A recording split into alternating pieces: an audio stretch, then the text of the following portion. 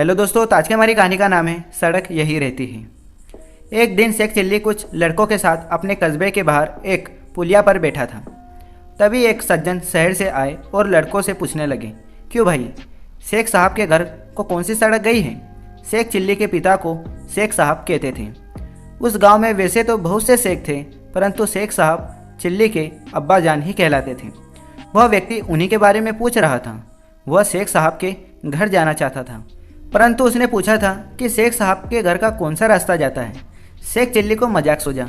उसने कहा, क्या आप यह पूछ रहे हैं कि शेख साहब के घर का कौन सा रास्ता जाता है? हाँ हाँ हाँ, बिल्कुल, उस व्यक्ति ने जवाब दिया। इससे पहले कि कोई लड़का बोले, शेख चिल्ली बोल पड़ा, यह तीनों में से कोई भी रास्ता नहीं जाता। यह तो कौन सा रास्ता जाता है? कोई नहीं। क्या कहते हो बेटा, शेख साहब यही गांव में है ना? वह इसी गांव में रहते हैं ना? हाँ, रहते हैं इसी गांव में। मैं यही पूछ रहा हूँ कि कौन सा रास्ता उनके घर तक जाएगा। साहब, घर तक आप जाएंगे, शेख चिल्ली ने उत्तर दिया। यह सड़क और रास्ते यहीं रहते हैं और यहीं पड़े रहेंगे। ये कहीं नहीं जाते।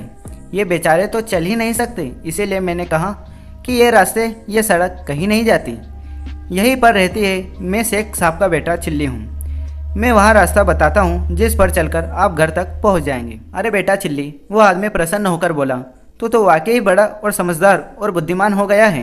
तू छोटा सा था जब मैं गांव में आया था, मैंने गोद में खिलाया है तुझे। चल बेटा, घर चल मेरे साथ।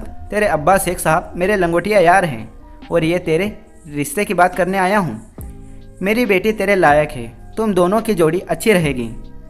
अब तो मैं तुम दोनों की सगाई करके ही जाऊँगा। शेख चिल्ली उस सज्जन के साथ हो लिया और अपने घर ले गया। आगे चलकर वह सज्जन शेख चिल्ली के ससुर बन गए।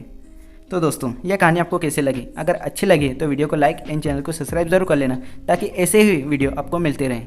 जय हिंद। तो मिलते हैं अगले वीडियो में।